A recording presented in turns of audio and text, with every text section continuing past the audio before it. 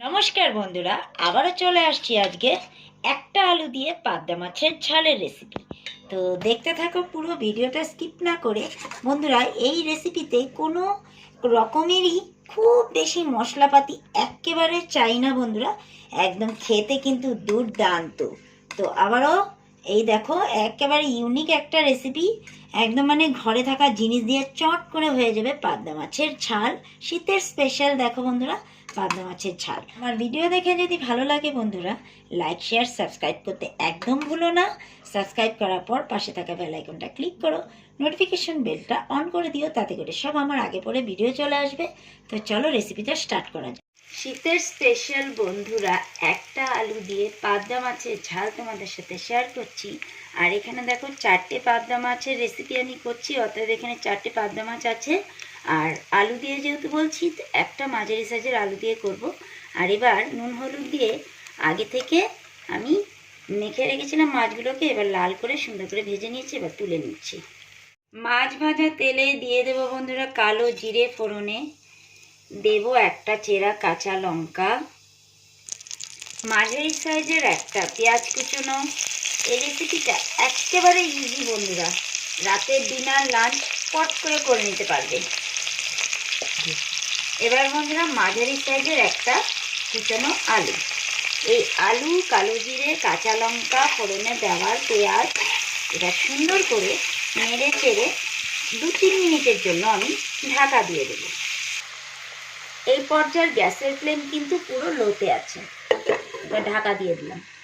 2-3 minute পর বন্ধুরা ঢাকাটা খুলে দিলাম।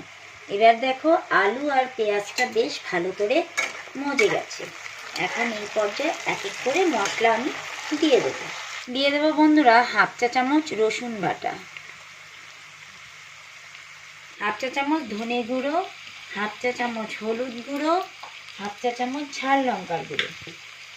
ঝালটা যার যার স্বাদ অনুযায়ী দেবে। আর এটাতে বন্ধুরা খুব একটা মশলাপাতি একেবারে যায় না, যার জন্য ডিনারের জন্য এটা পুরো পারফেক্ট।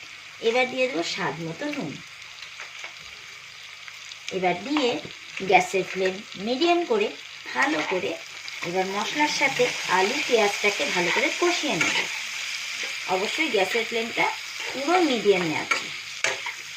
আলুর সাথে মশলা পেঁয়াজ ভালো করে কষানো হয়ে গেছে বন্ধুরা। এখন এই পর্যায়ে আলুটা যাতে সেদ্ধ হয়ে যায় ভালো করে, দিয়ে দেবো গ্রেভির জন্য সামান্য পরিমাণে জল।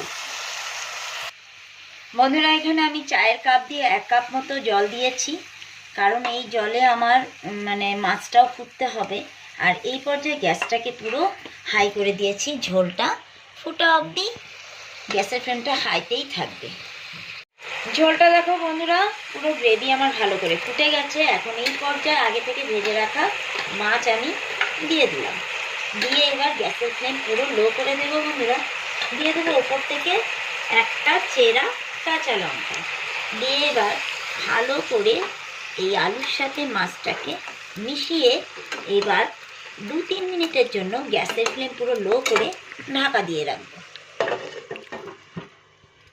গ্যাসের ফ্লেম লো করে দিয়ে 2-3 মিনিটের জন্য আমি ঢাকা দিয়ে দিয়েছিলাম মাছ দেওয়ার পর।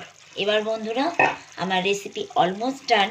এবার উপর থেকে ধনেপাতা কুচি দিয়ে বন্ধুরা ভালো করে একটু নেড়ে চেড়ে, আর খুবই হালকা হাতে নাড়তে হবে, যাতে পাবদা মাছ খুব নরম হয় যেহেতু, যার জন্য একটু একটু করে নেড়ে দেব।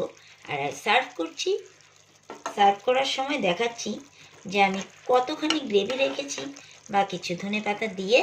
এবার বন্ধুরা আমি গ্যাস অফ করে দিয়ে স্ট্যান্ডিং টাইম দিয়ে দেবো 2 মিনিটের জন্য। 2 মিনিট পর আমি সার্ভ করে নেব। ঢাকা দিয়ে দিলাম, আর দেখো আমি গ্যাসটা অফ করে দিয়েছি। স্ট্যান্ডিং টাইম দেওয়ার পর বন্ধুরা আমি দেখো পাবদা মাছের ঝাল আমি সার্ভ করে নিচ্ছি। তো আমার রেসিপি দেখে কেমন লাগলো অবশ্যই কমেন্ট করো। আর ভিডিওটাকে আমি এখানেই শেষ করছি বন্ধুরা।